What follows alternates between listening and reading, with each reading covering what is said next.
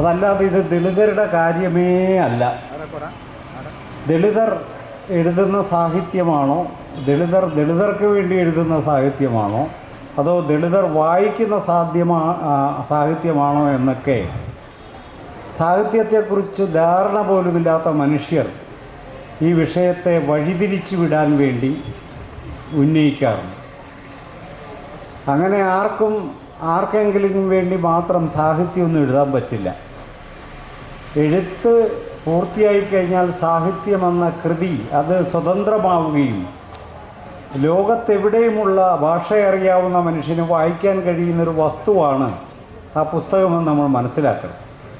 അതിന് രചയിതാവിനോ സമൂഹത്തിനോ പബ്ലിഷർക്കോ അതിനെ നിയന്ത്രിക്കാൻ പറ്റില്ല.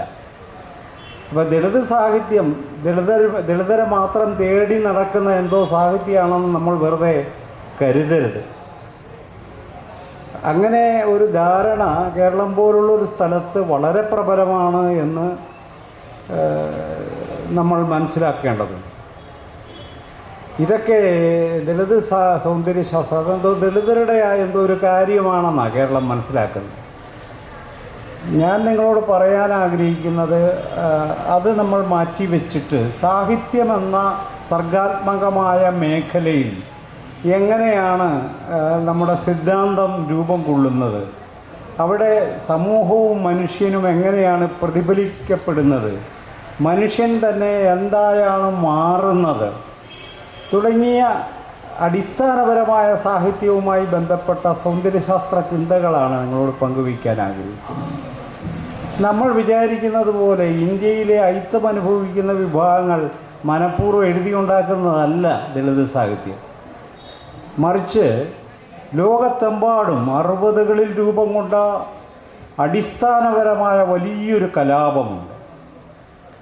60കളിലാണത് രൂപം കൊള്ളുന്നത്. ജനാധിപത്യ വ്യവസ്ഥ ലോകത്തിലെ മുഴുവൻ മനുഷ്യർക്കും നീതി വാഗ്ദാനം ചെയ്തിട്ട് അത് നൽകുന്നതിൽ പരാജയപ്പെട്ട സന്ദർഭത്തിൽ അധികാരത്തിൽ നിന്ന്, അന്തസ്സിൽ നിന്ന്, പദവിയിൽ നിന്ന്, അംഗീകാരത്തിൽ നിന്ന് പുറത്താക്കപ്പെട്ട ലോകത്തെമ്പാടുമുള്ള മനുഷ്യർ ഒരു വലിയ കലാപത്തിന് തയ്യാറാവുന്നു. കലാപം എന്നൊക്കെ ഞാൻ പറയുമ്പോൾ നിങ്ങൾ സായുധ കലാപം എന്നൊന്നും വെറുതെ വിചാരിക്കരുത്. ഒരു സർഗാത്മക കലാപത്തിന് വിധേയമാണ്. 1961 റെച്ചിഡ് ഓഫ് ദ എർത്ത് എന്ന് പറയുന്ന ഫ്രാൻസ് ഫാനൻ്റെ പുസ്തകം പുറത്തു വരുന്നത്. റെച്ചിഡ് ഓഫ് ദ എർത്ത്, ഭൂമിയിലെ പീഡിതർ. കൊളോണിയൽ ഭരണകാലത്തെ മനുഷ്യരെങ്ങനെയാണ് ജീവിച്ചത്, അവർ എങ്ങനെയാണ് ഇമാജിൻ ചെയ്യപ്പെട്ടത് കോളനൈസേഴ്സാൽ എന്ന് പറഞ്ഞാൽ ബ്രിട്ടീഷുകാർ ഇന്ത്യക്കാരെ എങ്ങനെയാണ് ഭാവന ചെയ്തത്, ഇന്ത്യക്കാർ ബ്രിട്ടീഷുകാരെ എങ്ങനെയാണ് ഭാവന ചെയ്തത്, ഇന്ത്യക്കാർ സ്വയം തന്നെ എങ്ങനെയാണ് ഭാവന ചെയ്തത് എന്നത് ഇത് ഭാവനയുടെ കേളിയായിട്ട് നമ്മൾ എടുക്കരുത്. അതിന് വളരെ വ്യക്തമായ സാമൂഹ്യശാസ്ത്രവും സാമൂഹിക പരിതോവസ്ഥയും അതിൻ്റെ പിന്നിലുണ്ട് എന്ന യാഥാർത്ഥ്യം നമ്മൾ അറിയണം. അങ്ങനെ അൾജീരിയൻ രാജ്യത്തെ കോളനിവൽക്കരണത്തിലൂടെ അവിടുത്തെ മനുഷ്യർ എങ്ങനെ ഛിന്നഭിന്നമായി മാറി, നിരാശാഭരിതരായി മാറി, പ്രതീക്ഷയില്ലാത്തവരായി മാറി, ഇനാക്റ്റീവായി മാറി എന്ന് തുടങ്ങി കോളനൈസേഷൻ്റെ ഭീകരമായൊരു മുഖമാണ് റെച്ചിഡ് ഓഫ് ദ എർത്തിലൂടെ പുറത്തു വന്നത്. അത് ലോകത്തെക്കുറിച്ച് പുതിയൊരു ആലോചന സാധ്യമാക്കി. ആ ആലോചനയുടെ പ്രതിപട്ടികയിൽ നിന്നത് നമ്മൾ കൊളോണിയൽ കാലത്തും അതിനുശേഷവും ആഘോഷിച്ചു കൊണ്ടിരിക്കുന്ന യൂറോപ്യൻ സാഹിത്യമായിരുന്നു. യൂറോപ്യൻ സാഹിത്യം മുന്നോട്ട് വെക്കുന്ന സാർവലൗകിക മനുഷ്യനെന്ന സങ്കല്പം അടിസ്ഥാനപരമായി യൂറോപ്പിലെ വെള്ള നിറക്കാരനായ മധ്യവർഗ പുരുഷൻ്റേതാണെന്ന് കണ്ടെത്തിയത് യൂറോപ്പിലെ ബുദ്ധിജീവികളല്ല, മറിച്ച് കൊളോണിയൽ വാഴ്ചയ്ക്ക് വിധേയമായ ജനങ്ങളാണെന്ന് നമ്മൾ അറിയണം. സാഹിത്യം ഇങ്ങനെ ഞാൻ വെറുതെ ഇരുന്നപ്പോൾ എൻ്റെ മനസ്സിലേക്ക് വന്നതാണെന്നൊക്കെ തികച്ചും കൗശലപൂർവമായ ഉത്തരങ്ങൾ പറയുന്നൊരു നാടാണ് ഇന്ത്യയും കേരളമെന്നറിയാതല്ല ഞാനിത് പറയുന്നത്. അങ്ങനെ യൂറോപ്പിൻ്റെ കോളനൈസേഷനെക്കുറിച്ച് വന്ന പ്രധാനപ്പെട്ട ഒരു വിമർശനം ഹോമി ഭാഭ അത് ഉന്നയിക്കുന്നുണ്ട്. Homi Bhabha wretched of the എർത്തിൻ്റെ ആമുഖത്തിൽ ഈ ഹോമി ഭാഭ ഇന്ത്യൻ ഇൻ്റലക്ച്വലാണ്, ഇൻ്റർനാഷണൽ ഇൻ്റലക്ച്വൽ, ഇന്ത്യൻ ഒറിജിനുള്ള ഒരു ഇൻ്റർനാഷണൽ ഇൻ്റലക്ച്വലാണ്. അദ്ദേഹം പറയുന്നുണ്ട്, ഒരു കോളനി വാഴ്ചയ്ക്ക് വിധേയമായ ഒരു മനുഷ്യൻ, A colonised man is A political creature എന്നാണ് പറഞ്ഞത്. ഒരു രാഷ്ട്രീയ നിർമ്മിതിയാണത്. അതല്ലാതെ കോളനൈസേഷൻ എന്ന് പറഞ്ഞാൽ അവരിവിടെ വന്ന് നമ്മുടെ കുരുമുളകും എണ്ണ എടുത്തുകൊണ്ട് പോയൊരു കഥയാണ് നമ്മൾ ചുരുക്കിക്കാണരുത്. എന്തുകൊണ്ടാണ് യൂറോപ്പിലെ ഹോമി ഭാഭ ഉന്നയിക്കുന്ന പ്രധാനപ്പെട്ട ഒരു കാര്യം എന്താണ്? യൂറോപ്പ് സാർവലൗകിക മനുഷ്യത്വത്തിൻ്റെ പ്രതിനിധാനം അവകാശപ്പെട്ട യൂറോപ്യൻ സാഹിത്യത്തിനകത്ത് എന്തുകൊണ്ടാണ് കോളനികളിലെ മനുഷ്യരില്ലാത്തത് എന്നൊരു ചോദ്യം ഉന്നയിക്കുന്നു. ഇന്ത്യ പോലുള്ള കോളനികളിലെ മനുഷ്യർ എന്തുകൊണ്ടാണ് യൂറോപ്യൻ സാഹിത്യത്തിൽ പ്രത്യക്ഷപ്പെടാത്തതെന്ന് ചോദിക്കുന്നു.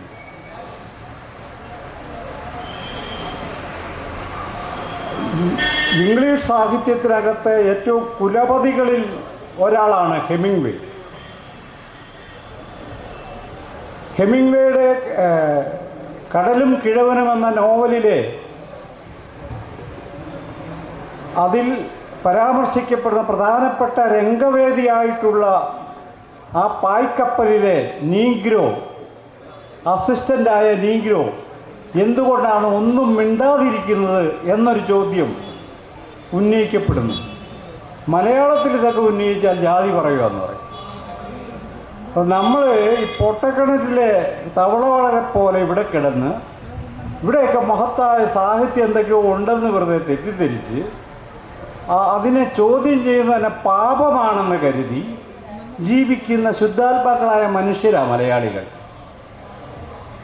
റെച്ചഡ് ഓഫ് ദി എർത്ത് മാത്രമല്ല, ഓറിയൻ്റലിസം എന്ന് പറയുന്ന ഒരു കൃതി 1979 പുറത്തു വരുന്നുണ്ട്.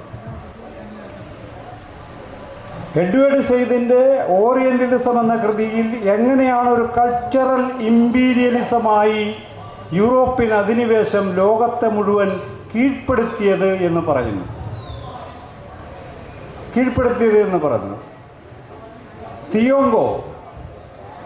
തിയോങ്കോയുടെ ഡീകോളനൈസിങ് മൈൻഡ് എന്ന് പറയുന്നൊരു പുസ്തകമുണ്ട്. നമുക്ക് യഥാർത്ഥത്തിൽ യൂറോപ്പിനെ പ്രതിരോധിക്കാൻ കഴിയണമെങ്കിൽ യൂറോപ്പ് നമ്മുടെ മനസ്സിൽ, നമ്മുടെ ഭാവനകളിൽ, നമ്മുടെ ജൈവ ജീവിതത്തിൽ നിക്ഷേപിച്ച അഴുക്കുകളെ, ആധിപത്യ വാസകനകളെ കഴുകിക്കളയേണ്ടതുണ്ട് എന്ന് ഹോം കമ്മിങ്ങിൽ തിയോങ്കോ പറയുന്നുണ്ട്. ഇംഗ്ലീഷിൽ എഴുതി തുടങ്ങി. ഇംഗ്ലീഷിൻ്റെ അതിഭീകരമായ ഇമ്പീരിയലിസ്റ്റ് സ്വഭാവത്തെ മനസ്സിലാക്കി ഇംഗ്ലീഷ് ഉപേക്ഷിച്ച് കെനിയൻ ഭാഷയിൽ എഴുതിയ ഒരാളാണ് തിയോങ്കോ എന്ന് നമ്മൾ അറിയണം. ആഫ്രോ അമേരിക്കൻ സാഹിത്യത്തെക്കുറിച്ചിട്ട് ലോകപ്രസിദ്ധ സാഹിത്യകാരിയായിട്ടുള്ള ടോണി മോറിസൺ പറഞ്ഞൊരു കാര്യം, വെള്ളക്കാരെഴുതിയാൽ അവരേത് ഗ്രാമത്തിലെ കാര്യം എഴുതിയാലും അത് അന്താരാഷ്ട്ര സാഹിത്യമായി മാറും. പക്ഷെ ആഫ്രോ അമേരിക്കൻസ് എന്തിനെക്കുറിച്ച് എഴുതിയാലും അത് ആഫ്രോ അമേരിക്കൻ സാഹിത്യമായി ചുരുക്കപ്പെടും എന്ന് പറയുന്നു. ഇന്ത്യയിലെ ദളിത് സാഹിത്യത്തിൻ്റെ കാര്യവും ഇതിന് സമാനമാണെന്ന് നമ്മൾ അറിയണം. നമ്മൾ ഈ ദളിത് സൗന്ദര്യ ശാസ്ത്രത്തെക്കുറിച്ചുള്ള ആലോചന എന്തോ ദളിതരുടെ കാര്യം, അയിത്തജാതിക്കാരുടെ കാര്യം പറയുകയാണെന്നുള്ള ധാരണ നമ്മൾ കൈയൊഴിയണം. ഇത് തികച്ചും പുതിയൊരു വിജ്ഞാന ശാഖയാണ്. സാഹിത്യത്തെക്കുറിച്ചുള്ള പുതിയൊരു ഭാവനയാണ്. സാഹിത്യ സിദ്ധാന്തങ്ങളെ അഴിച്ചെടുക്കുന്ന ഒരു ഇൻ്റലക്ച്വൽ വർക്കാണ് യഥാർത്ഥത്തിൽ ദളിത് സാഹിത്യ സിദ്ധാന്ത ചിന്തകൾ എന്ന് നമ്മൾ മനസ്സിലാക്കണം. ഞാനിത് ആമുഖമായി പറഞ്ഞത് ഇത്തരമൊരു പശ്ചാത്തലത്തിൽ വേണം ഈ ഇന്ത്യയിലെ ദളിത് എഴുത്തിൻ്റെ എമർജൻസിനെ നമ്മൾ മനസ്സിലാക്കാൻ. അതല്ലാതെ ഈ സവർണരോടുള്ള വിരോധം കൊണ്ടൊന്നും, അങ്ങനെ ആരോടെങ്കിലും ഉള്ള വിരോധം കൊണ്ടൊന്നും ആർക്കും സാഹിത്യം എഴുതാൻ പറ്റില്ല. നമ്മൾ തെറ്റിദ്ധരിക്കുന്നതാണ്. അങ്ങനെ എഴുതാൻ പറ്റില്ല. സാഹിത്യം എപ്പോഴും മനുഷ്യൻ്റെ സർഗശേഷിയെ ആശ്രയിച്ച് തന്നെ ഇരിക്കുന്നൊരു കാര്യമാണ്. ഇന്ത്യയിലെ ദളിതർ എഴുതുന്നുണ്ടെങ്കിൽ, സ്ത്രീകൾ എഴുതുന്നുണ്ടെങ്കിൽ, ആദിവാസികൾ എഴുതുന്നുണ്ടെങ്കിൽ അവരിൽ നിന്നൊരു സർഗശേഷി പൊട്ടിപ്പുറപ്പെട്ടിരിക്കുന്നു എന്ന് തന്നെ നമ്മൾ മനസ്സിലാക്കണം. അതല്ല അവർക്ക് സാമൂഹികമായ വിരോധം തീർക്കാൻ വേണ്ടി എഴുതുന്ന കാര്യമല്ലത്. 1968 മഹാരാഷ്ട്രയിലെ ദീപാവലി കാലഘട്ടത്തിലെ ദീപാവലി പതിപ്പുകൾ, മറാത്ത മേജർ സാഹിത്യ പ്രസിദ്ധീകരണങ്ങളുടെ മറാത്ത പതിപ്പുകൾ ദളിത് സാഹിത്യ പതിപ്പുകളായിരുന്നു എന്ന് നമ്മൾ അറിയണം. 1968 കേരളത്തിൽ ആദ്യമായി ഒരു മെയിൻ സ്ട്രീം മാസിക ദളിത് സാഹിത്യ പതിപ്പിറക്കുന്നത് 1997 ഭാഷാഭൂഷണിയാണ്. എന്താണ് ഈ 30 വർഷത്തെ വ്യത്യാസം സൂചിപ്പിക്കുന്നത്? നമ്മൾ ഈ ഒരു പുതിയ സർഗശേഷിയെ, സർഗാത്മകതയെ നമുക്ക് അംഗീകരിക്കാൻ കഴിയുന്നില്ല, മനസ്സിലാക്കാൻ കഴിയുന്നില്ല, അതിൻ്റെ പൊട്ടൻഷ്യൽ ഉൾക്കൊള്ളാൻ നമുക്ക് പറ്റുന്നില്ല എന്നതാണ്. അപ്പോൾ ഇത് പുതിയൊരു സ്വത്വ ആവിഷ്കാരം തന്നെ. ഈ സ്വത്വം എന്നൊക്കെ പറഞ്ഞാൽ എന്തോ അപകടകരമായ കാര്യമാണെന്നാണ് നമ്മൾ മനസ്സിലാക്കിയിട്ടുള്ളത്. സ്വത്വം അങ്ങനെ അപകടകരമായ കാര്യമൊന്നുമല്ല. ഒരു കൂട്ടത്തെ, ഒരു മനുഷ്യക്കൂട്ടത്തെ പൂർണ്ണമായും സ്റ്റേറ്റും സൊസൈറ്റിയും പുറന്തള്ളുമ്പോൾ ആ മനുഷ്യക്കൂട്ടത്തിന് തിരിച്ചു വരാൻ ഒറ്റ മാർഗമേ ഉള്ളൂ. വ്യക്തികളായിട്ട് അവർക്ക് തിരിച്ചു വരാൻ പറ്റില്ല, കൂട്ടമായിട്ടേ തിരിച്ചു വരാൻ പറ്റൂ. ആ കൂട്ടമായി തിരിച്ചു വരുമ്പോൾ അവർ കോമൺ ആയി ഷെയർ ചെയ്യുന്ന ഒരാന്തരിക ബോധ്യമാണ് സ്വത്വമെന്ന് പറയുന്ന കാര്യം. അത് ഹിസ്റ്റോറിക്കലായി രൂപം കൊള്ളുന്നതും മറ്റൊരു ചരിത്രഘട്ടത്തിൽ കൊഴിഞ്ഞു പോകുന്നതുമാണ്. മാത്രമല്ല, സ്വത്വം എന്നത് ഒരു സിംഗുലാർ എക്സിസ്റ്റൻസ് അല്ല. ഞാനൊരു ദളിതനാണ്, അതുകൊണ്ട് ഞാൻ ദളിതനാണ് എന്നത് മാത്രമല്ല എൻ്റെ ഐഡൻറ്റിറ്റി. ഞാൻ നിരവധി സ്വത്വങ്ങളോട് ഏറ്റുമുട്ടിയും നിരവധി സ്വത്വങ്ങളോട് സൗഹാർദ്ദം ഭാവിച്ചും അവരോട് ഷെയർ ചെയ്തുമാണ് ഞാൻ എൻ്റെ ദൈനംദിന ജീവിതത്തെ മുന്നോട്ട് കൊണ്ടുപോകുന്നത്. അങ്ങനെ ശിഥിലീകൃതമായ അനേകായിരം സ്വത്വങ്ങളുടെ ഒരു സമാഹാരമാണ് ഞാൻ എന്നുകൂടി നിങ്ങൾ മനസ്സിലാക്കുക. അല്ലാതെ സ്വത്വം എന്നത് ഏകപക്ഷീയമായൊരു സത്തയേ അല്ല. അങ്ങനെ ഒരു സത്ത, എ ബീയിങ്നെസ്, അത്തരം അചഞ്ചലമായ മാറ്റമില്ലാത്ത ഒരു സത്ത മനുഷ്യന് കൊണ്ടു നടക്കാൻ പറ്റില്ല. മനുഷ്യനങ്ങനെ അല്ല, മനുഷ്യ ജന്തു അങ്ങനെ അല്ല. അപ്പോൾ അതുകൊണ്ട് നമ്മൾ ഈ സ്വത്വത്തെക്കുറിച്ച് പറയുമ്പോൾ അത് പല തരത്തിലുള്ള സ്വത്വങ്ങളുടെ ഒരു സമാഹാരമായി വേണം നമ്മളതിനെ മനസ്സിലാക്കുക.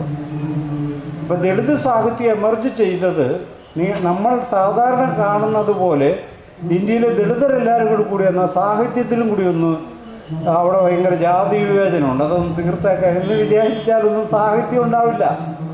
മറിച്ച് ലോകത്തുണ്ടായ വലിയൊരു പ്രവണതയോടുള്ള ഇന്ത്യയിലെ സർഗശേഷിയുള്ള ഒരു ജനവിഭാഗത്തിൻ്റെ പ്രതികരണം എന്ന നിലക്കാണ് ഇന്ത്യക്കകത്ത് ദളിത് സാഹിത്യം രൂപം കൊള്ളുന്നത്. ദളിത് സാഹിത്യത്തെയും കലകളെയും സംബന്ധിച്ചിട്ടുള്ള സൗന്ദര്യശാസ്ത്ര ആലോചനകളാണ് ഞാൻ നിങ്ങളുമായി പങ്കുവയ്ക്കാൻ ആഗ്രഹിക്കുന്നത്. 40 മിനിറ്റാണ് ഉള്ളത്. ഇന്ത്യയുടെ ഒരു വലിയ പ്രത്യേകത ഇന്ത്യൻ സൗന്ദര്യശാസ്ത്ര സിദ്ധാന്തത്തെക്കുറിച്ചാണ് പറയുന്നത്. ഇന്ത്യയുടെ വലിയൊരു പ്രത്യേകത, ഇന്ത്യ എല്ലാത്തിനെയും ഗ്രേഡഡായി മനസ്സിലാക്കുന്നു എന്നതാണ്. നമ്മുടെ സമൂഹം ഗ്രേഡഡാണ്, അത് നമുക്കെല്ലാവർക്കും അറിയാം. പക്ഷേ നമ്മുടെ തത്വചിന്തയും ഗ്രേഡഡാണ്, നമ്മുടെ സൗന്ദര്യശാസ്ത്ര ചിന്തയും ഗ്രേഡഡാണ്, നമ്മുടെ എത്തിക്കൽ കോഡും ഗ്രേഡഡാണ്. ഈ ഗ്രേഡഡ് ആയിട്ടുള്ള എന്ന് പറഞ്ഞാൽ ശ്രേണീകൃതമായിട്ടുള്ള ഒരു മനസ്സിലാക്കലാണ് ഇന്ത്യയുടെ പാരമ്പര്യമെന്ന് പറയുന്ന കാര്യം. അപ്പോൾ ഇന്ത്യൻ സാഹിത്യ ചരിത്രം നമ്മൾ എടുത്താൽ പൊതുവിൽ നമുക്ക് പറയാവുന്ന ഒരു കാര്യം, അത് വ്യാഖ്യാനങ്ങളെയാണ് മുഖ്യമായും ആശ്രയിച്ചത്, മറിച്ച് വിമർശങ്ങളെയല്ല. വിമർശനവും വ്യാഖ്യാനവും രണ്ടും രണ്ടാണ്. വ്യാഖ്യാനം എന്നത് ഗിവണായിട്ടുള്ള ഒരു കോണ്ടക്റ്റിനെ വിശദീകരിക്കുന്നതും അതിനെ പൊലിപ്പിക്കുന്നതും അതിൻ്റെ അനന്ത സാധ്യതകൾ അന്വേഷിക്കുന്നതുമാണ് വ്യാഖ്യാനമെന്ന് പറയുന്നത്. അങ്ങനെ എന്തെല്ലാം പൊലിപ്പിച്ചാലും എന്തെല്ലാം സാധ്യതകൾ നമ്മൾ പറഞ്ഞാലും ഏറ്റവും അവസാനം കറങ്ങിത്തിരിഞ്ഞ് നമ്മൾ ആ ടെക്സ്റ്റിൽ തന്നെ വന്ന് വീഴുമെന്നുള്ളതാണ് വ്യാഖ്യാനത്തിൻ്റെ പ്രത്യേകത. അങ്ങനെ വ്യാഖ്യാനിച്ചാണ് യഥാർത്ഥത്തിൽ ഈ നമ്മുടെ സാഹിത്യ സിദ്ധാന്തം ഉരുവം കൊണ്ടത് എന്ന് നമ്മൾ അറിയണം. നിരവധി വ്യാഖ്യാനങ്ങൾ നമുക്ക് കാണാൻ പറ്റും, നിരവധി വ്യാഖ്യാനങ്ങൾ. എന്നാൽ വിമർശനം മറ്റൊരു കാര്യമാണ്. വിമർശമെന്നത് അടിസ്ഥാന കാറ്റഗറിയെയാണ് അത് ക്വസ്റ്റ്യൻ ചെയ്യുന്നത്. ഒരു സിദ്ധാന്തത്തിൻ്റെ അടിസ്ഥാനമായി സ്വീകരിക്കപ്പെടുന്ന കാറ്റഗറികൾ അത് എത്രമേൽ ശരിയാണ്, അത് എത്രമേൽ കൺസിസ്റ്റൻ്റാണ്, അത് എത്രമേൽ ഹ്യൂമനാണ്, അത് എത്രമേൽ മനുഷ്യനെ മുന്നോട്ട് നയിക്കുന്നതാണ് എന്ന ചോദ്യമാണ് വിമർശത്തിൽ ഉന്നയിക്കുന്നത്. വ്യാഖ്യാനങ്ങളിലല്ല, വിമർശത്തിലാണ് ദളിത് സാഹിത്യ സിദ്ധാന്തം ഊന്നുന്നത് എന്നതാണ് മറ്റുള്ള സാഹിത്യ സിദ്ധാന്തങ്ങളിൽ നിന്ന് ഇതിനുള്ളൊരു വ്യത്യാസം. ഇത് ദളിതർക്ക് മാത്രം ബാധകമായ കാര്യമല്ല. ഇന്ത്യയിലെ സ്ത്രീകൾ എഴുതുന്ന സാഹിത്യത്തിനും ഇത് ബാധകമാണ്. ഞാൻ സ്ത്രീയാണെങ്കിലും ഞാൻ സ്ത്രീ എഴുത്തുകാരി അല്ല എന്നൊക്കെ പറയുന്ന മനുഷ്യരിവിടെ ഉണ്ടാവും. അത് സ്ത്രീ എഴുത്തെന്നൊക്കെ പറഞ്ഞാൽ എന്തോ ഒരു കുറഞ്ഞ ഇനമായിട്ടാണ് അതിനകത്ത് മനസ്സിലാക്കപ്പെടുന്നത്.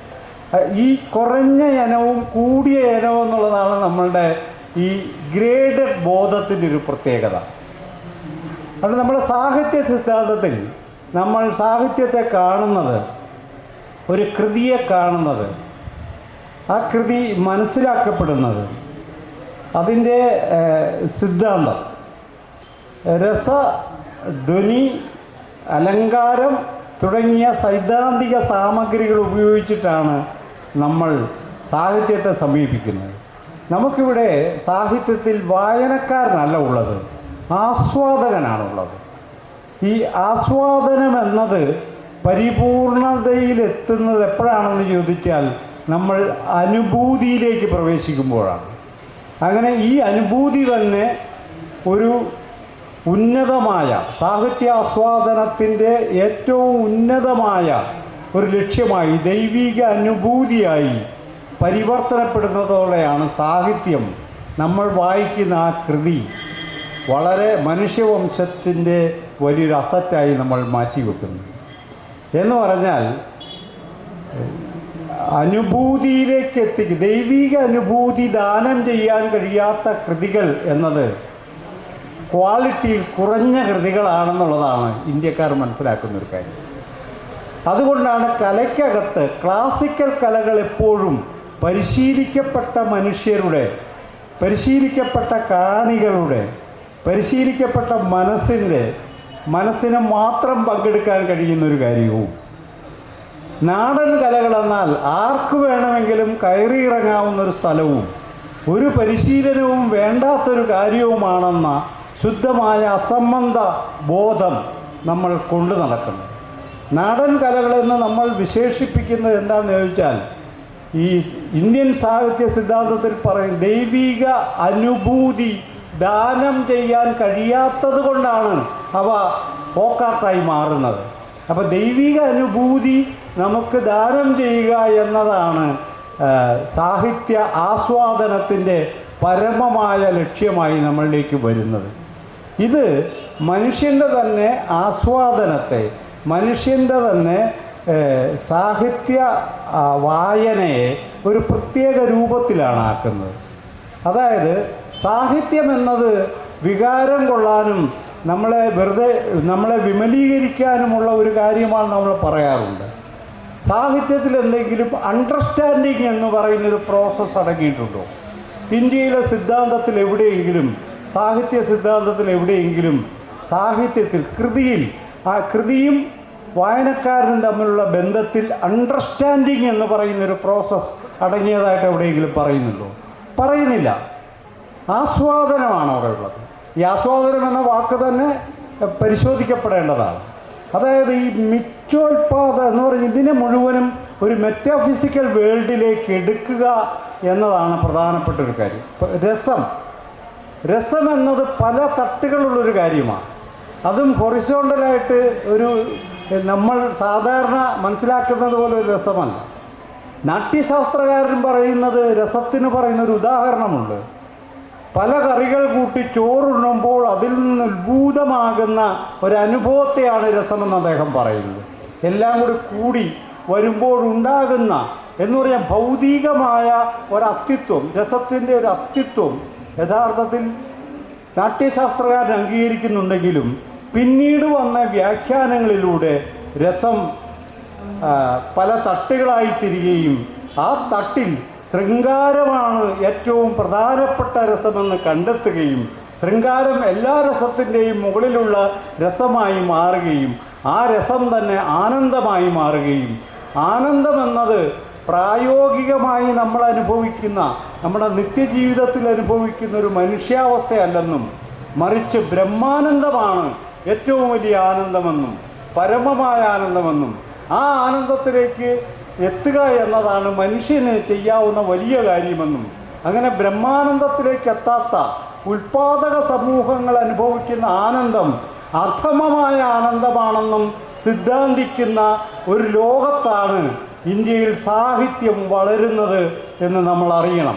കൂട്ടത്തോടെ ഉൽപാദക സമൂഹങ്ങൾ പുറന്തള്ളപ്പെടുകയും അവരുടെ ആനന്ദവും അവരുടെ രസങ്ങളും അവരുടെ പാട്ടുകളും അവരുടെ കലകളും അധമമാണെന്ന് കരുതുകയും മെറ്റാഫിസിക്കലായിട്ടുള്ള അതീന്ദ്രിയമായിട്ടുള്ള സിദ്ധാന്തങ്ങളിലൂടെ ഇതിനെ ശ്രേണീകരിച്ചുകൊണ്ട് എല്ലാം ബ്രഹ്മമയമാണ് എന്ന് വിചാരിക്കുന്ന ഒരു ലോകത്തേക്ക് എത്തിക്കുകയും അങ്ങനെ സാഹിത്യം തന്നെ ഒരു ദൈവിക അനുഭൂതിയുടെ വസ്തുവായി സ്വയം തോന്നുകയും ചെയ്യുന്നൊരവസ്ഥയിലാണ് നമ്മൾ ജീവിക്കുന്നത്. ഇവിടെയാണ് നമ്മുടെ സാഹിത്യത്തിൽ ദൈവങ്ങളെ കൊണ്ട് പുരാതന സാഹിത്യങ്ങളിൽ മുഴുവനും ദൈവങ്ങൾ നിറഞ്ഞു നിൽക്കുന്നത്. അതുകൊണ്ടാണ് നമ്മൾ അറിയണം, മനുഷ്യരല്ല. 18-ാം നൂറ്റാണ്ട് കുഞ്ചൻ നമ്പ്യാർക്ക് ശേഷമാണ് കേരളത്തിലെ സാഹിത്യത്തിൽ പോലും മനുഷ്യർ വരാൻ തുടങ്ങുന്നത്. ആ മനുഷ്യരാവട്ടെ ജാതിയും മതമൊക്കെയുള്ള എന്ന് പറഞ്ഞാൽ ജാതിയും മതവുമുള്ള എന്ന് പറഞ്ഞാൽ ഈ മാർക്കഡായിട്ടുള്ള മനുഷ്യർ, ബാക്കിയുള്ളവർക്കൊക്കെ ഒരു മാർക്കും ഇല്ലാത്ത മനുഷ്യരാണ്. അവരൊക്കെ എന്തോ ജനിച്ചപ്പോൾ തന്നെ സാർവലൗകിക മനുഷ്യരാണ് നമുക്ക് തോന്നും. പക്ഷെ കുഞ്ചൻ നമ്പ്യാരെത്തുമ്പോൾ പട്ടരും നായരും ഒക്കെ നമ്മളെ നേരിട്ട് അഭിമുഖീകരിക്കുകയാണ്. കുറച്ചുകൂടി യാഥാർത്ഥ്യ ബോധത്തോടുകൂടി മലയാളി എങ്ങനെയാണ് ജീവിക്കുന്നത് എന്ന് മനസ്സിലാക്കാൻ കുഞ്ചൻ നമ്പ്യാരെ വായിച്ചാലാണ് നമുക്ക് മനസ്സിലാവുക, എഴുത്തച്ഛനെ വായിച്ചാലല്ല. ഇതാണ് അതിൻ്റെ ഒരു പ്രശ്നം. അപ്പോൾ ഇത് അടിസ്ഥാനപരമായി എഴുത്തച്ഛൻ സർഗാത്മക ശേഷിയില്ലാത്ത ആളാണെന്നല്ല പറയുന്നത്. ഞാൻ പിന്നെയും അടിവരയിട്ട് പറയുന്നു, എഴുത്തച്ഛൻ സർഗാത്മക ശേഷി ഇല്ലാത്ത ആളാണെന്നല്ല ഞാൻ പറയുന്നത്. ഞാൻ പറയുന്നത് ഈ സാഹിത്യ സിദ്ധാന്തത്തിനകത്ത് ജീവിച്ചതുകൊണ്ട് ദൈവീകമായ പരിവേഷങ്ങളും ദൈവകഥകളും ദൈവ സാന്നിധ്യവും കൊണ്ട് നമ്മുടെ സാഹിത്യം നിറഞ്ഞു തുളുമ്പുകയും മനുഷ്യർ കൂട്ടത്തോടെ പുറത്താകുകയും ചെയ്തിരിക്കുന്നു. ഈ പുറത്താക്കപ്പെട്ട മനുഷ്യരാവട്ടെ അവർക്കൊരു പ്രത്യേകതയുണ്ട്. അവർ ഉൽപാദക സമൂഹമാണെന്നുള്ളതാണ് എൻ്റെ കാര്യം. മണ്ണിൽ പണിയെടുക്കുന്നവരാണ്, മിച്ചം തിന്നുന്നവരല്ല. നമ്മളുടെ ഉൽപാദന മിച്ചം ഉപഭോഗിക്കുന്നവരല്ല പുറത്തു പോയത്, മറിച്ച് ഉൽപാദന മിച്ചം ഉപഭോഗിച്ച് സ്വന്തം സമയം കണ്ടെത്തി ഇത്തരം സിദ്ധാന്തങ്ങൾ ഉണ്ടാക്കിയ ഉൽപാദന മിച്ചം തിന്നുന്ന ഉപരിവർഗത്തിൽ നിന്നാണ് ബ്രാഹ്മണ്യം എന്ന് പറയുന്ന, പിൽക്കാലത്ത് ബ്രാഹ്മണ്യം എന്ന പേരിട്ട് വിളിക്കുന്ന ഈ ഗ്രേഡഡ് തത്വചിന്തയും ഗ്രേഡഡ് കാവ്യ സിദ്ധാന്തവും ഗ്രേഡഡ് എത്തിക്സും ഗ്രേഡഡ് ആയിട്ടുള്ളൊരു സൊസൈറ്റിയും രൂപപ്പെട്ടത് നമ്മൾ അറിയണം. അപ്പോൾ ദളിതർ വെറുതെ പുറത്തു പോയതല്ലെന്നാണ് ഞാൻ പറയുന്നത്. ഇന്ത്യൻ സാഹിത്യത്തിൽ ദളിതർ അധമ മനുഷ്യരായി മാത്രം പ്രത്യക്ഷപ്പെടുന്നത് എന്തുകൊണ്ട് എന്ന ചോദ്യത്തിൻ്റെ ഉത്തരം കിടക്കുന്നത് ഇവിടെയാണ്. കാരണം അവർ ഗ്രേഡിൽ കുറഞ്ഞ മനുഷ്യരാണ്. അവർക്ക് അധമ പ്രതിനിധാനമേ പറ്റൂ, അല്ലാണ്ട് അവരെ ഗ്രേറ്റായിട്ട് വാഴിക്കാൻ പറ്റില്ല. ഇത് നമ്മൾ സൈദ്ധാന്തികമായി തന്നെ നമ്മൾ എത്തിച്ചേർന്ന നിഗമനമാണ്. ഈ നിഗമനത്തോടാണ് ദളിതെഴുത്ത് നേരിട്ട് സംവദിക്കാൻ ശ്രമിക്കുന്നത്. യഥാർത്ഥത്തിൽ സാഹിത്യമെന്നത് സാമൂഹികമായ ഉള്ളടക്കമുള്ള, സാമൂഹികമായ പശ്ചാത്തലമുള്ള, നമ്മുടെ സാമൂഹിക മനോഭാവങ്ങളെ നിർണ്ണയിക്കുന്ന കാര്യമാണ് നമ്മൾ പ്രാഥമികമായി അംഗീകരിക്കണം. ബ്രഹ്മസത്യം ജഗത് മിഥ്യ എന്ന മെറ്റഫിസിക്കൽ വേൾഡിലല്ല നമ്മൾ ജീവിക്കേണ്ടത്. ബ്രഹ്മസത്യം ജഗത് മിഥ്യ എന്ന് പറയുന്ന മെറ്റഫിസിക്കൽ വേൾഡിലല്ല നമ്മൾ ജീവിക്കേണ്ടത്. മറിച്ച് നമ്മൾ ജീവിക്കുന്ന ഈ ലോകത്തെക്കുറിച്ചുള്ള സങ്കല്പം തത്വചിന്തയിൽ 2 ലോകങ്ങളെക്കുറിച്ചിട്ടാണ് ഇന്ത്യൻ തത്വചിന്ത പറയുന്നത്. ഒന്ന് പ്രാതിഭാസികമായ ലോകമാണ്, ഫിനോമിനൽ വേൾഡ്, അത് അൺറിയലാണ്. എന്ന് പറഞ്ഞാൽ നമ്മൾ പണിയെടുക്കുന്നതും പള്ളിക്കൂടത്തിൽ പോകുന്നതും കപ്പയുണ്ടാക്കുന്നതും നെല്ലുണ്ടാക്കുന്നതും മീൻ പിടിക്കുന്നതും അങ്ങനെയുള്ള ഈ ലോകം, മനുഷ്യൻ അധ്വാനിക്കുന്ന പ്രാപഞ്ചികമായ ഈ ലോകം ഒരു മിഥ്യയാണെന്നും ആത്യന്തികമായ ഒരു അൾട്ടിമേറ്റ് റിയാലിറ്റി അതിന് മുകളിലുണ്ടെന്നും ആ ലോകത്തെ അറിയുന്നവനാണ് ഏറ്റവും വലിയ മനുഷ്യനെന്നും ഉള്ള ഒരു തെറ്റിദ്ധാരണയിലാണ് നമ്മൾ ജീവിക്കുന്നത്. അതുകൊണ്ട് വേദപണ്ഡിതൻ എന്നത്, വേദങ്ങളുടെ കാര്യം ഇതിലേക്ക് ഞാൻ കടക്കുന്നില്ല, വേദപണ്ഡിതൻ എന്നത് അനുഗ്രഹീത മനുഷ്യനായിട്ടും ആദരിക്കപ്പെടേണ്ട മനുഷ്യനായിട്ടും വിജ്ഞാനത്തിൻ്റെ ഒരു കേന്ദ്രമായിട്ടും നമ്മൾ ആഘോഷിക്കുമ്പോൾ അവർ പുറത്തേക്ക് വിടുന്ന സാമൂഹിക ദർശനം ഉൽപാദക സമൂഹങ്ങളെ പൂർണ്ണമായും പുറന്തള്ളുന്നതാണെന്ന യാഥാർത്ഥ്യം നമ്മൾ അറിയാതെ പോകുന്നുണ്ട്. ഇവിടെയാണ് പ്രശ്നം കിടക്കുന്നത്. നമ്മൾ കുറഞ്ഞ മനുഷ്യരാണ് പണിയെടുക്കുന്നവർ. ഇന്ത്യയുടെ പ്രത്യേകത ഏതാണല്ലോ, ഇന്ത്യയിലെ പണിയെടുക്കുന്നവരെല്ലാം മോശം മനുഷ്യരാണ്. പ്രത്യേകിച്ച് കായിക അധ്വാനത്തിൽ ഏർപ്പെടുന്നവർ മുഴുവൻ പരമ മോശമാണ്. കായിക അധ്വാനത്തിൽ ഏർപ്പെടാത്തവരാണ് പരമയോഗ്യന്മാർ. ഇതൊരു സിദ്ധാന്ത രൂപത്തിലാണ് നമ്മൾ കൊണ്ടു നടക്കുന്നത്. അതിൽ വെറുതെ നാട്ടിലെ ഒരുതരം പറച്ചിലല്ലത്, ഒരു പഴഞ്ചൊല്ലല്ലത്, മറിച്ച് നമ്മൾ സിദ്ധാന്തത്തിൽ തന്നെ അങ്ങനെയാണ് അടയാളപ്പെട്ടിട്ടുള്ളത്. ഇതിനോടുള്ളൊരു കൺഫ്രണ്ടേഷനാണ് ദളിത് എഴുത്തിലൂടെ, സ്ത്രീ എഴുത്തിലൂടെ, നീഗ്രോ എഴുത്തിലൂടെ ഒക്കെ ഓരോ സ്ഥലത്തുമുള്ള ഈ കൾച്ചറൽ ഇമ്പീരിയലിസത്തിനെതിരായിട്ടുള്ളൊരു എഴുത്താണ് വന്നത്. 2-3 ഉദാഹരണങ്ങളാണ് ഞാൻ ഈ സാഹിത്യവുമായി ബന്ധപ്പെട്ട 2-3 ഉദാഹരണങ്ങൾ പറഞ്ഞുകൊണ്ട് ഞാൻ അവസാനിപ്പിക്കാം. അതിലൊന്ന്, ഈ നമ്മൾ ചെയ്യുന്ന നമ്മളുടെ സാഹിത്യത്തിൽ കടന്നു വരുന്ന ഇമേജറികൾ നമ്മളുടെ ഇപ്പോഴും വലിയ സ്വാധീനം ചെലുത്തുന്ന നമ്മുടെ പുരാണ ഇതിഹാസ പുസ്തകങ്ങൾ, അതിൽ നിന്ന് വരുന്ന ഇമേജറികൾ നമ്മുടെ സാഹിത്യത്തിൽ വളരെ വലിയ സ്വാധീനം ചെലുത്തുന്നുണ്ട്. എന്നാൽ നമ്മുടെ ജീവിതത്തിൽ നിന്ന് കണ്ടെടുക്കുന്ന ഇമേജറികളല്ല അതൊന്നും. ഇപ്പം നമുക്കിവിടെ ഒരു നമ്മൾ തമ്മിലൊരു സംഘർഷം ഉണ്ടാകുമ്പോൾ ഭഗവാൻ കൃഷ്ണന് ആ കാര്യത്തിലൊന്നും ചെയ്യാനില്ല എന്ന് നമുക്ക് തോന്നുന്നില്ല. നമ്മൾ കൃഷ്ണനെ തന്നെ വിളിക്കും, കൃഷ്ണ നീ എവിടെയെന്ന് നമ്മൾ ചോദിക്കത്തുള്ളൂ. കൃഷ്ണൻ വന്ന് വേണം ഇത് പരിഹരിച്ച് തരാനായിട്ട്. കുചേലൻ്റെ പട്ടിണി മാറ്റുന്നത് കൃഷ്ണനാണെന്നാണ് നമ്മൾ വിചാരിക്കുന്നത്. കൃഷ്ണനെ കൊണ്ട് കഴിയുന്നൊരു അത്ഭുത വിദ്യയാണ് ദാരിദ്ര്യ നിർമ്മാർജ്ജനം എന്നാണ് നമ്മൾ വിചാരിക്കുന്നത്. ഇങ്ങനെ വളരെ തെറ്റായിട്ടുള്ള മനുഷ്യനെ വഴിപിഴപ്പിക്കുന്ന അനേകായിരം വിശ്വാസങ്ങളിലാണ് നമ്മൾ, അന്ധവിശ്വാസം എന്നൊന്നും പറയണ്ട, വിശ്വാസങ്ങളാണ് നമ്മൾ ജീവിക്കുന്നത്. അത് ഈ ഇമേജറികൾ, സാഹിത്യത്തിൽ ഉപയോഗിക്കുന്ന ഭാഷ, സംസ്കൃതം എന്നത് ദേവഭാഷയാണെന്നുള്ള വിശ്വാസം, ആ കൃതികൾ ആധികാരികമാണെന്നുള്ള വിശ്വാസം ആണെങ്കിൽ പറയട്ടെ. അംബേദ്കർ പറയുന്നുണ്ട് ഞങ്ങളിതിനെയൊക്കെ വിമർശിക്കും, കാരണം ഈ ജാതിയെയും ഐത്തത്തെയും ഇതുപോലെയുള്ള സാമൂഹിക കുറ്റകൃത്യങ്ങളെ മുഴുവൻ ന്യായീകരിക്കുന്നത് ഈ പുസ്തകങ്ങളാണെന്ന് പറയുന്നുണ്ട്. രാമായണം പോലെ പുസ്തകങ്ങളാണെന്ന് അംബേദ്കർ എത്തിക്കൽ റീഡിംഗ് ആണത്. രാമായണത്തോടുള്ള ഒരു നൈതികമായ വായനയിൽ അദ്ദേഹം എത്തിച്ചേരുന്നൊരു നിഗമനമാണ്. ഇതിലൂടെയാണ്, ഈ കഥകളിലൂടെയാണ് ഇതെല്ലാം ന്യായീകരിക്കപ്പെടുന്നത് എന്ന് പറയുന്നു. കേരളത്തിൽ നിറപറ എന്ന് പറയുന്നൊരു പറ എന്നത് ഐശ്വര്യത്തിൻ്റെ ഒരു ചിഹ്നമാണ് നമ്മുടെ സാഹിത്യത്തിൽ, കലകളിൽ, സിനിമകളിൽ, ദൃശ്യ മാധ്യമങ്ങളിലൊക്കെ കാണുന്നു. മലയാളത്തിലൊരു ദളിത് കവി എസ് ജോസഫ് മലയാളത്തിലെ ഏറ്റവും പുതിയ ട്രെൻഡുകൾക്ക് തുടക്കം കുറിച്ച വളരെ സർഗാത്മക ശേഷിയുള്ള ഒരു മനുഷ്യനാണ്. അത് കേരളത്തിൽ ദളിത് എഴുത്തുകൾ കേവലമായി ദളിതരുടെ ദൈന്യത പറഞ്ഞുകൊണ്ടല്ല രംഗത്ത് വന്നത്. കേരളത്തിലെ കവിതകളുടെ ജിയോഗ്രഫിയെ മാറ്റിമറിച്ചുകൊണ്ടാണ്. കേരളത്തിൻ്റെ കവിതയുടെ ജിയോഗ്രഫിയെ മാറ്റിമറിച്ചുകൊണ്ടാണ് യഥാർത്ഥത്തിൽ പുതിയ ദളിതെഴുത്ത് പ്രത്യക്ഷപ്പെട്ടത് എന്നൊരു കാര്യം നമ്മൾ അറിയാതെ പോകരുത്. ഈ എസ് ജോസഫിൻ്റെ കവിതകളിലെ ജിയോഗ്രഫിയൊക്കെ പ്രത്യേകമായി പഠിക്കേണ്ടതാണ്. അത്ര സൂക്ഷ്മവും ഡിറ്റാച്ച്ഡുമായ എൻ്റെ ഗ്രാമം, അതെത്ര സുന്ദരമായിരുന്നു എന്ന് പറയുന്ന, വളരെ റൊമാൻറ്റിക് എന്നൊക്കെ വിളിക്കുക, റൊമാൻറ്റിക് പോലും അല്ലത്, തനി ജാതിയാണത്. വലിയ വീട്ടിലൊക്കെ ജനിച്ചു വളർന്നവർക്ക് തോന്നുന്ന ഒരുതരം അസുഖമാണ്. ബാളയെ പറ്റി ഒന്നും പറയാതിരുന്നൊരു വേദനയോടെയാണ് ചോദിക്കുന്നത്.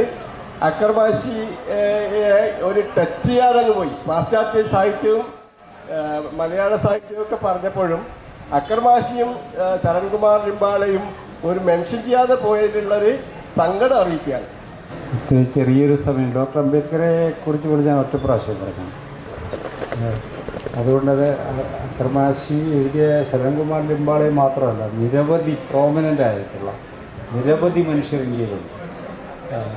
അവരെ നമ്മളറിയാത്തതല്ല, നമ്മളവരെ വായിക്കാത്തതല്ല. അത് അങ്ങനെ ഈ സമയക്കുറവ് കൊണ്ടും ഒക്കെ വിട്ടുപോയതാണ്.